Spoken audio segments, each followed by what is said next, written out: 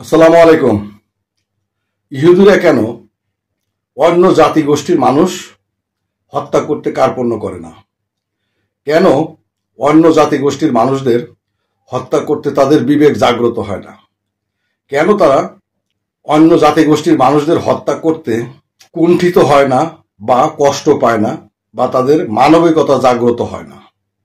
আপনারা হয়তো জেনে থাকবেন, ইসরায়েলের বিমান বাহিনী যখন গাজার উপরে একের পর এক বোমা বর্ষণ করে বা করতেছিল, তখন ইসরায়েলের মানুষজন বড় পর্দায় সেই দৃশ্য দেখত আর হুইস্কি পান করত, বেয়ার খেত।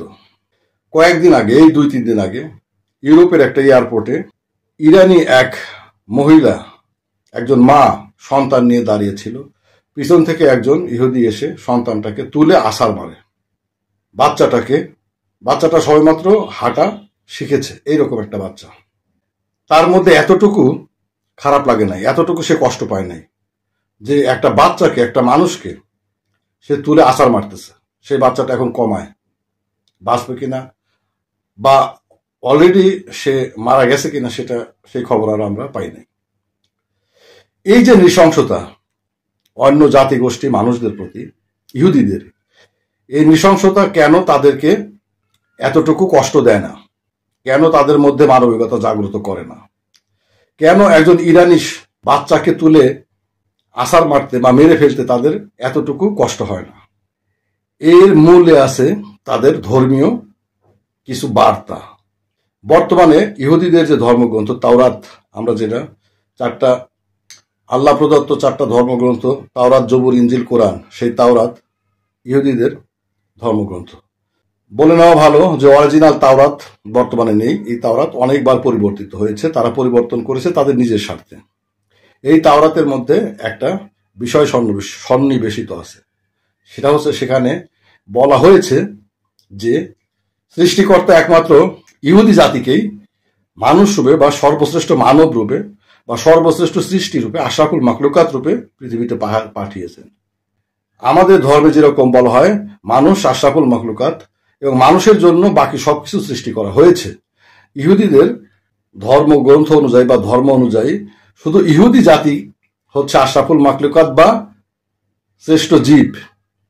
তাকে কেন্দ্র করেই পৃথিবীর সবকিছু তৈরি করা হয়েছে। এবং এমনকি অন্য জাতিগোষ্ঠীর মানুষরাও, অন্য জাতিগোষ্ঠীর মানুষ সহ সমস্ত জীব জন্তু এবং পশু পাখির একটাই কাজ, সেটা হচ্ছে ইহুদি জাতিকে সার্ভ করা, ইহুদি জাতির খেদমত করা, ইহুদি জাতির প্রয়োজন অনুসারে নিজেদেরকে কাজে লাগানো। এটা ওরা বিশ্বাস করে।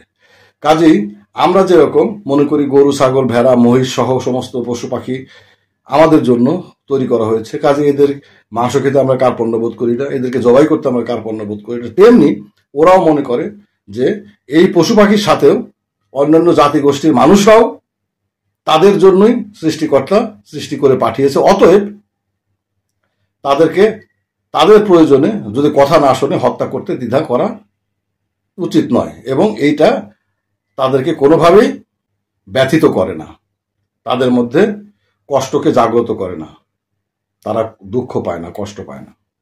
এই হচ্ছে অবস্থা। আল্লাহ তাদের মধ্যে মানবতাবোধ জাগ্রত করে দিক, গাজাবাসীকে রক্ষা করুক, তাদের হাত থেকে গাজাবাসীকে রক্ষা করুক, অন্যান্য সৃষ্টি মানুষকে রক্ষা করুক, এবং নেতানিয়াহুর একটা কঠিন বিচার হোক, নমরুদের মতো, ফেরাউনের মতো। এটাই মানুষ আশা করে। খোদা হাফেজ। ভালো থাকবেন, ভালো লাগলে সাবস্ক্রাইব করবেন।